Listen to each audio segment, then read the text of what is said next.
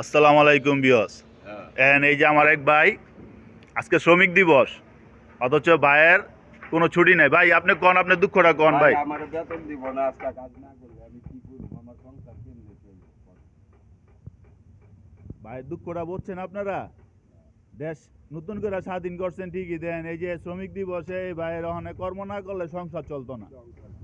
ভাইয়ের এই লেগা এই সকাল সকালে বড়া বড়া রইদে আইসা এই যে ডগের মধ্যে যে দেখেন কি কষ্টের কাম, ভাই রইদে পুইরা করতেছে। আপনার এই কন ভাই, কন দেশের দেশের উদ্দেশ্যে কিছু কন ভাই,